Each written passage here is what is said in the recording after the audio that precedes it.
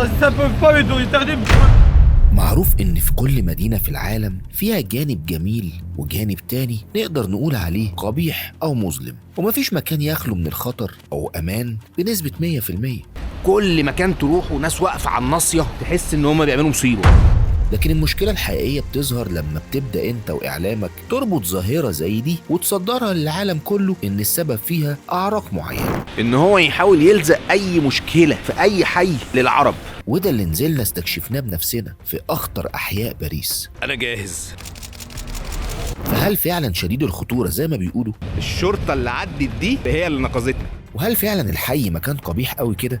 في خيام كتير زي دي هنا في باريس، في كمية فيران مش طبيعية، ولا مجرد حي عادي زيه زي أي مكان في العالم؟ مش هتصدق إن أنت في باريس والله العظيم. وكمان فيهم أهل كرم وطيبة. ناس جميلة جمال مش طبيعي، أهل الجزائر الجميلة. أنا دوري إني أوريكم الحقيقة والصورة كاملة، وأنتوا احكموا بنفسكم من غير أي توجهات من أي حد. فما تفوتوش اي حاجه من الفلوج.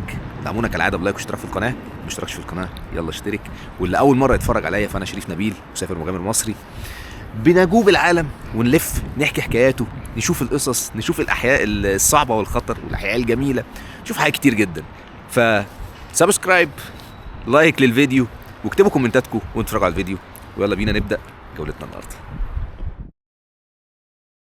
استر يا رب. انا جاهز.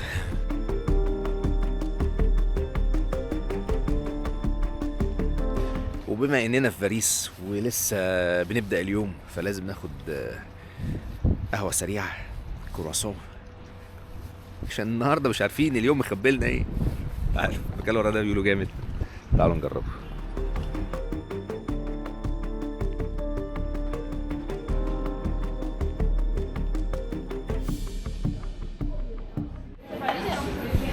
قاعده رايقه لذيذه.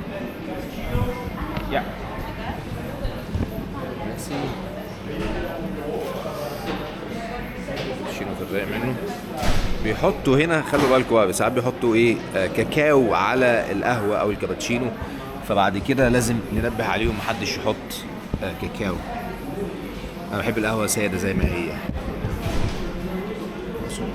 في معظم باريس الكرواسون بيبقى حلو. بسم الله.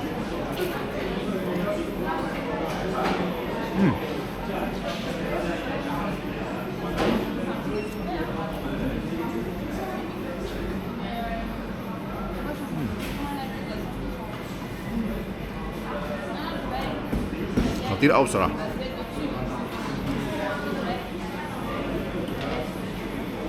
عارفه الشهيره هنا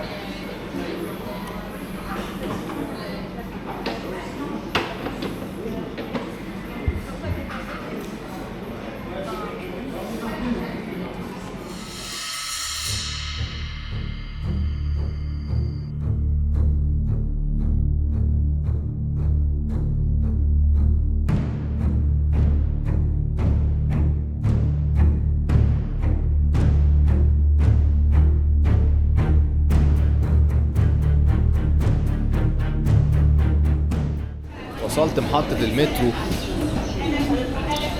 اللي تودينا على طول على يعني أقرب محطة مترو للحي اللي احنا رايحينه. اسمها ايه؟ اسمها لحظة،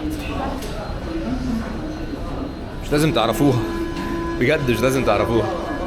اهي دي اسم المحطة. نزلنا بقى محطة تعتبر جوه حي من الأحياء الصعبة شوية في باريس كلها. هناخد جولة نشوف ايه الأجواء وايه الدنيا. هنعدي من هنا. هوب.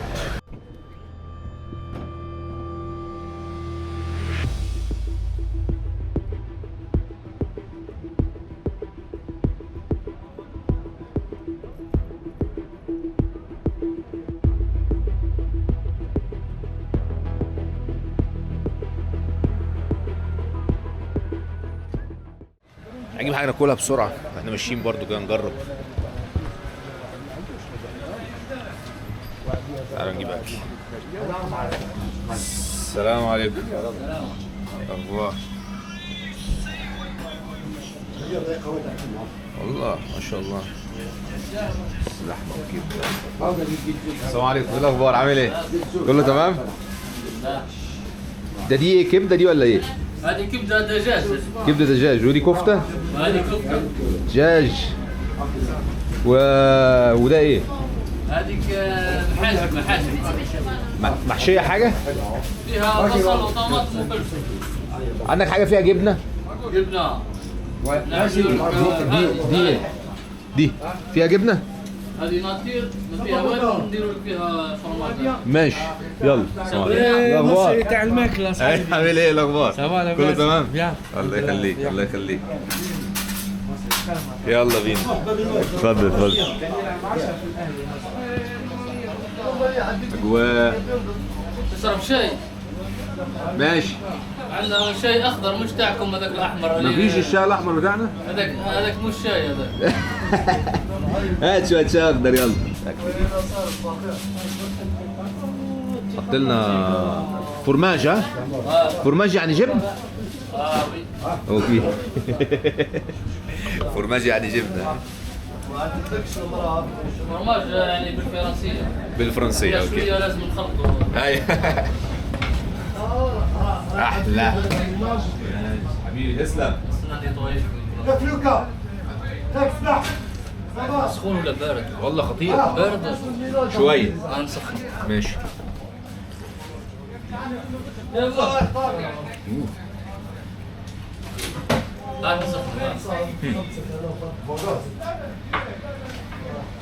غني الاصل والباقي تقليد. عليكم السلام. خطير والله. كم يكون؟ لا سيبون. مش هينفع. لا لا لا لا لا لا يا راجل انت ضيف يا راجل، المره الجايه ان شاء الله نخلص عليك. يا عم ما تهزرش. ألف شكر. سلام. مع السلامة. سلام. الله يحفظك. ناس جميلة جمال مش طبيعي. أهل الجزائر الجميلة. بصوا بقى إيه الحي دايما دايما. ألو عربيات الشرطة بيسلم عليا. الدنيا تمام تمام يا ريس. المهم أجواء. السلام عليكم. إيه الأخبار؟ عامل إيه؟ كله تمام؟ منين؟ شرم الشيخ؟ منين أنت؟ من الجزائر. أجدع ناس. من الجزائر يا حبيبي. والله راك تصور فيا. اهو الجزائر. اهل الجزائر اجدع ناس في الدنيا. السلام عليكم. حبيبي انا هاجي احلى عندك. خلاص خلاص انا بقى عايز اعمل مولت. تفضل يا حبيبي. دي عارف بتعملها انت ولا ايه؟ نعمل اللي هي كل شيء. على ورا الودن على طول. وشويه كيرلي كده. انا نعمل عندي كل شعر شيء. خلي بالك ما يغركش كرلي ما نديروش كرلي. ما يغركش المندان عندي شعر. هاي باينه دي يا حبيبي. انا هنا. اجواء اجواء والله. الدنيا في اللذيذ وفي الرايق حتى الان.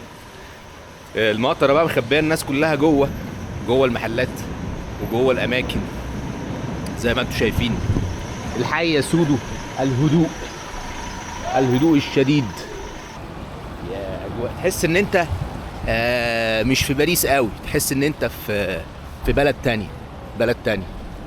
هنا بقى جزارين تلاقي، حلاقين كتير تلاقي، بتاع فاكهه اهو. بس الدنيا فاضيه، المطره مخبيه الناس كلها. بص المطره مخبيه الناس كلها.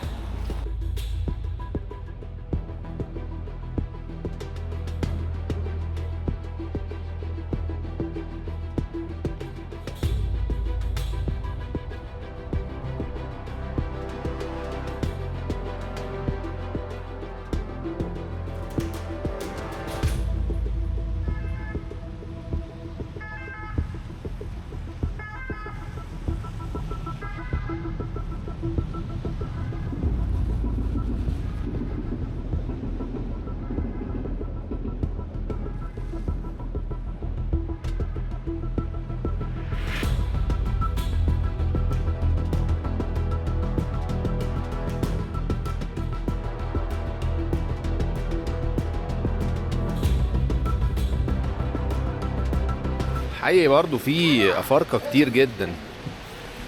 طول ما احنا ماشيين تلاحظ ان في افارقه برضو كتير قوي. انا نشرب كوبايه قهوه في السريع، نكمل بعد كده مشوارنا. معانا Coffee? One coffee? Singular. One coffee. Take away? No, no, here. Yeah. How much?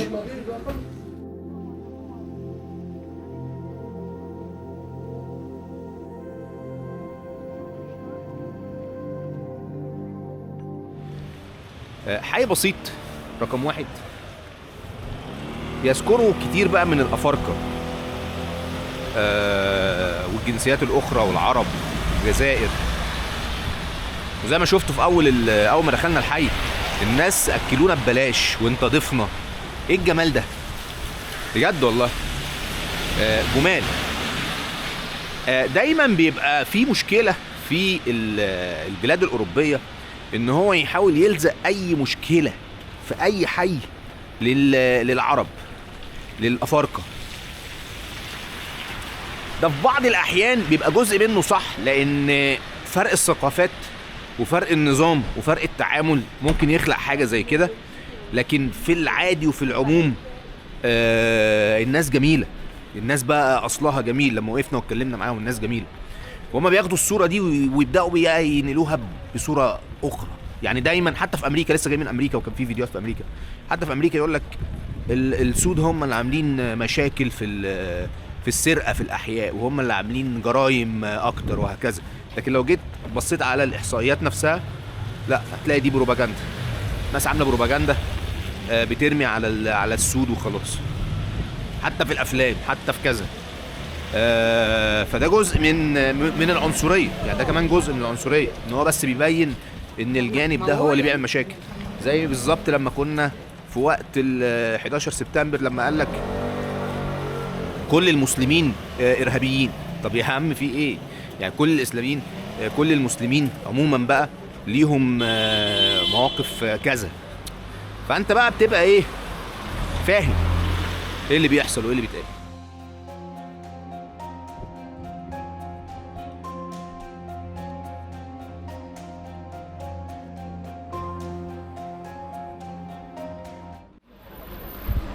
دايما في حوارات، دايما في احداث هنا.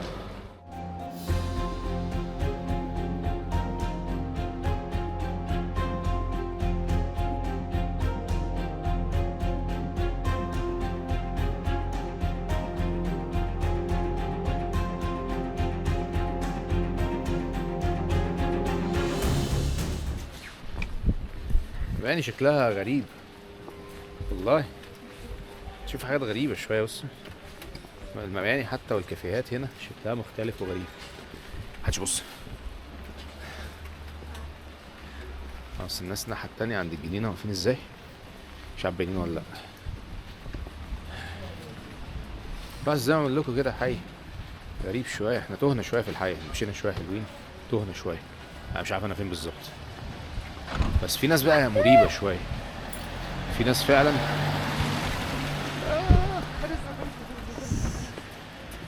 عسل.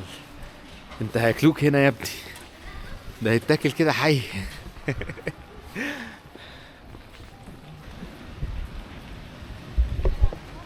في خيام كتير زي دي في الحي، بس في وقت الأولمبياد شالوا منها كتير كتير جدا. شالوا منها كتير، بس لسه فيها ناس بايته في خيمه في عز المطره في الشتاء زي ما انتم شايفين في الشارع. حوار صعب بصراحه.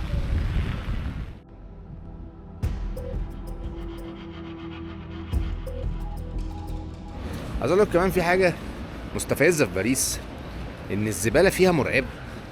يعني كل حته هتلاقي فيها كميه زباله. بصوا المنظر، بصوا المنظر، بصوا المنظر عامل ازاي.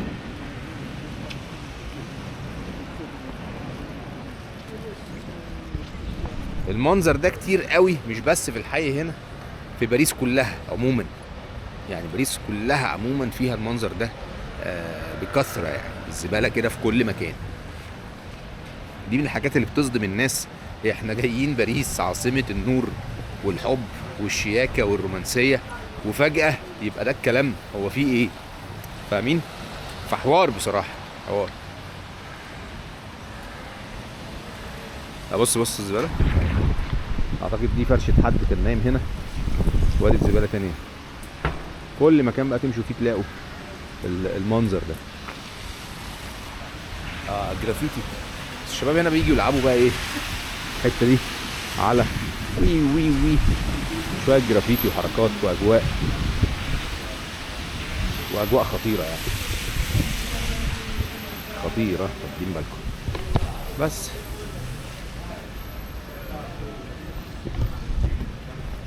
فالاجواء بقى زي ما انتم شايفين.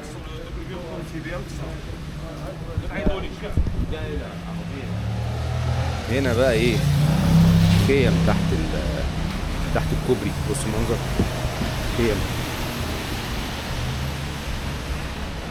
في عجله دي متقلبه ولا حاجه.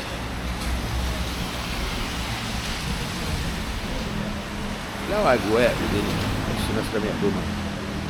الدنيا هنا برضو مختلفه عن الحته، بس الناس نايمه تحت الكوبري. الخيم عامله ازاي؟ صعب طبعا. بصوا الناس هنا عايشه ازاي. الناس عايشه هنا تحت الكوبري، بانيين كرتون بكرتون، عاملين خيمه، حاجه صعبه جدا. بصوا بكرتون عاملين خيمه يتحموا فيها من البرد، ومرتبه. الحاجات دي الناس بترميها من البيوت فبياخدوها يحطوها هنا. الوضع صعب طبعا، وبان بقى مدى فقر الحي ده. واحنا بنتكلم كده بان جدا مدى فقر الحي ده ازاي. الناس عايشه منهم في خيم تحت الكباري. المنظر صعب بصراحه. المهم بصوا الشرطه مش سايبه الحي اهو، في كل مكان في شرطه، كل مكان فيه شرطه وفيه حوارات وفيه حاجات. ايه يا عم في ايه؟ حد الدنيا مقلوبه، الدنيا مقلوبه هنا والله العظيم. الدنيا هنا مقلوبه. عدي كده يلا.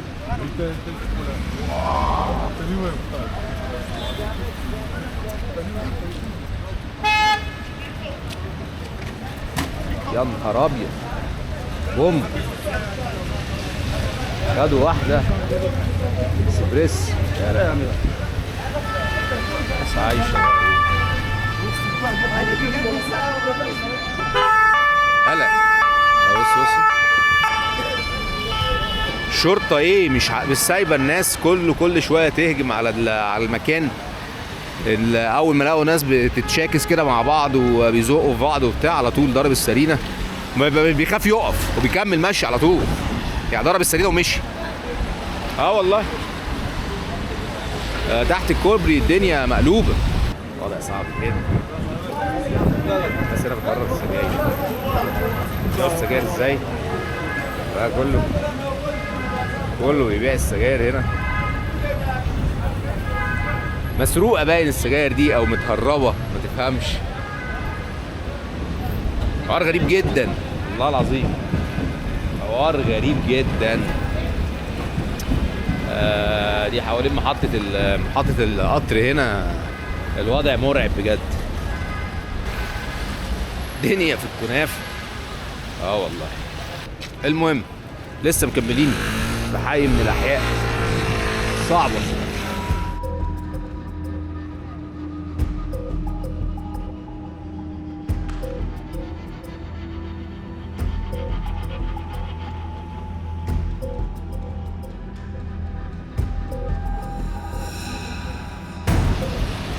يعني بيبيعوا سجاير، يعني ما نقدرش نقول حاجه، بس في قلق، في ضرب، في تكشيم كده. ناس تبرق لك تبريئه غريبه. بيعمل ايه ده؟ في اجواء كده مرعبه شويه. انا شايف انه حوار يعني مش مرعب قوي، مش حي صعب شويه. الناس شكلها برضو غريب شويه عن باريس. السلام عليكم. الناس شكلها مختلف شويه عن باريس. مش كل الناس، في ناس طيبه جدا في الحي، ناس جميله ابتسامتها بشوشه. لكن في قلق، في قلق. الحته اللي عند المترو هناك دي بالاخص فيها قلق جامد، فيها حوارات. بصوا بقى معظم اللحوم هنا هتلاقوها حلال، بس ال10 كيلو 25 يورو. ما اعرفش بقى مكتوب ايه اللي بيفهم فرنساوي يا جماعه يقول لنا، اخواتنا اللي بيفهموا فرنساوي. الشمال الافريقي. يلا سوبر ماركت عربي. يعني ايه؟ يعني الرز بتاعنا، يعني الدنيا بتاعتنا. بصوا تحسوا عربي بجد. السوبر ماركت الرز جوه بصوا عامل ازاي. الشاي ده ايه؟ كرك ده ولا شاي اخضر؟ الشاي الاخضر.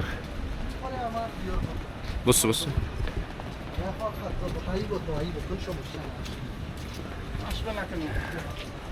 اجواء والله.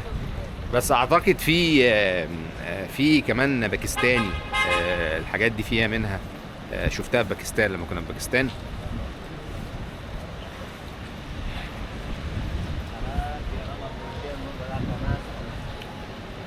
لابتوبات مستعملة، والله اعلم مصدرها ايه، لان هي رخيصة جدا. بص بقى، ده جزار اهو، جزار وعنده فراخ شوايه. السلام عليكم. اهو جزار وعنده فراخ شوايه. وبصوا مجزره اسلاميه حلال 100%، حلال 100%. ممكن اسالك على حاجه؟ بيحكي عربي؟ بتحكي عربي؟ ممكن اسالك على حاجه؟ ممكن اسالك على حاجه؟ السلام عليكم. انت بتتكلم عربي؟ الاكل كله حلال؟ حلال 100%. 100%. انت شوف هذا انا ماركه ماشي. سكوبا حلال. دي الماركه دي حلال. حلال. المزارع بتاعتكم؟ ايوه. المزرعه بتاعتك انت؟ لا انا هذا شركه شركه مال سكوبا. سكوبا. ايوه حلال. حلال. حلال. شكرا الحمد لله. هذا حلال ما شاء الله. أيوة. انت منين؟ منين؟ انا باكستان. باكستان. ايوه. ويتش سيتي؟ هذا بشاري بنغلاديش. بشاري. ايوه. انت قول انت. جس. لا حلال. وين؟ انا وين؟ عارف. مصر. مصري. عارف انا. ايوه. اوكي شكرا. شكرا. بكام الكيلو لحمه؟ لحم هذا بدون ادم ولا لحم مال بقر؟ كلام انت. البقر. بقر هذا 9 يورو. 9 يورو الكيلو. والدجاج الفراخ الدجاج. دجاجة 5 يورو. الدجاجة الواحدة 5 يورو. ايوه. ما شاء الله. شكرا. باكستان زنده بقى. زنده بقى. حبيبي. باي. ناس جميلة هنا جدا. ده بقى المحل ده اكتشاف. ليه بقى؟ لان هنا في باريس في كمية فيران مش طبيعية، مش هتتخيل ان هي موجودة. ده بجد. فبصوا عاملين ايه؟ بصوا عاملين محل كامل. انا اول مرة اشوف محل زي ده في حياتي. محل كامل عن الفيران. يا نهار ابيض على الجمدان. بصوا دي يلزق فيها يضرب على طول. مصيادة. يلا بصوا هو المكان اهو. كل الحشرات عنده، كل حاجه الحشرات تقتلها، كل حاجه الفيران وانواعها كلها. ايه ده؟ في ايه يا باريس بجد؟ في ايه؟ الناس بقى واقفه وقفات مريبه على الكورنرز كده كلها. كل مكان تروحوا ناس واقفه على الناصيه، تحس ان هم بيعملوا مصيبه، بيخططوا لحاجه. تيجي الشرطه يروحوا كل واحد سالت نفسه وماشي في حته. بس لغايه دلوقتي محدش ضايقنا، يعني محدش زعق، محدش ضربك، محدش شد الكاميرا. لحد دلوقتي الدنيا مش امان بس تمام، مفيش قلق قوي يعني. عايز اقول لكم النوع ده من الكافيهات منتشر قوي في باريس، وبالاخص في الاحياء اللي بره باريس شويه او الفقيره شويه. ليه؟ لانه بيبقى فيه القهوه بتاعتك، ويبقى فيه كمان جوه شباك تذاكر كده للمراهنات. هوريكم بصه سريعه عليه بس عشان مش هنخش جوه نصور. هو ده بيبقى جوه بار كده، بيبقى فيه جوه كده زي بار، الناس تقف عليه تشرب قهوه، تشرب اي حاجه عاديه مش عاديه. وفي شباك كده تذاكر مراهنات، بيفضلوا يتابعوا الارقام بقى وايه اللي حصل النهارده وايه اللي حصل امبارح وهكذا. فهتلاقوا ده منتشر كتير جدا في في باريس وضواحي باريس كمان بالاخص. حل الموبايلات برضو مقفل وقاعدين جوه باترينا مقفلينها تاني. كل ده ليه؟ عشان الامن والامان. بصوا الاسعار، الاسعار ايه؟ 300 120 150. الايفونات 14 برو ماكس ب 965 يورو فيها باريس. غالي قوي، غالي يعني. باب مصفح جوه عاملين قصه، في قصه وحدوته بتحصل في الحي ده. معظم الناس هنا بقى زي ما قلت لكم اصحاب بشره سمراء سمر، افارقه. القاره دي جميله ومظلومه، اكتر قاره مظلومه في الدنيا كلها هي القاره الافريقيه. يعني كل الثروات بتاعتهم متاخده منهم. بصوا ايه يا عم، ايه الانفجارات دي؟ انت بتفجر في ايه؟ الشرطه كابسه والدنيا داخله. بصوا ده محل مراهنات برضو زي ما قلت لكم عليه، قهوه وجواها المراهنات. بصوا بقى الدنيا هنا مقلوبه، بيبيعوا سجاير. Ça peut pas être interdit. اوكي نو كلوز Respect, Close. connard. C'est pas possible ça, ok? اوكي نو بروبلم. Respectez, connu et pas connu. اوكي برو. Ça c'est pas beau ça c'est pas beau. اوكي برو. Ça poubelle, كلوز. ça poubelle. Combien Qu'est-ce que c'est poubelle, connard? Combien? How much? Yes, how much give me? Not for sale. You're not for sale? You speak Arabic? No, English.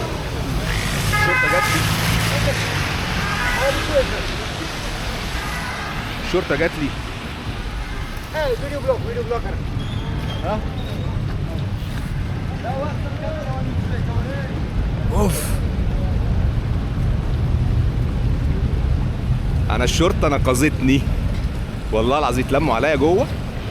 اوف، الشرطه اللي عدت دي فكت الازمه، هي اللي نقذتني والله العظيم. يا نهار ابيض. يلا يا باشا نطلع من هنا بسرعه.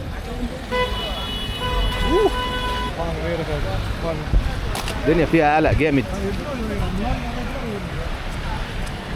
قلق جامد. بصوا الحته اللي جايه دي برضو خطر جدا، من اخطر الاماكن. ربنا يستر.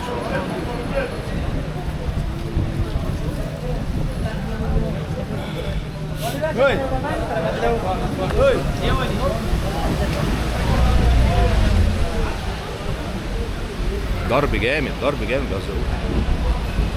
ضرب جامد والله ما بيهزروش. يا لهوي. سترك يا رب. اضربوا على طول والله.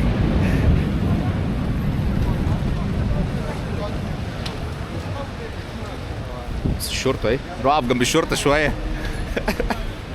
بيهزروش. شفتوا الاجواء عامله ازاي؟ ده حي من الاحياء بقى الصعبه جدا هنا في باريس.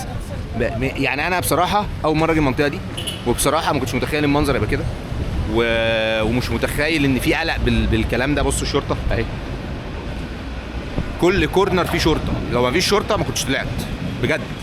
انا المره الاولانيه دي يعني لو ما فيش شرطه بجد ما كنتش طلعت من المكان. اجواء. سامعين الشرطه ما بتبطلش. خلصت جولتنا في حي سان دينيس. ناس كتير بقى بتسأل على الحي طول الفيديو. حي سان دينيس خلصت جولتنا على صوت الشرطه يا جماعه. الحي الشرطه ما بتسيبوش، ما بتعتقوش، ورغم ذلك زي ما انتم شفتوا الدنيا كلها قلق وقلبان.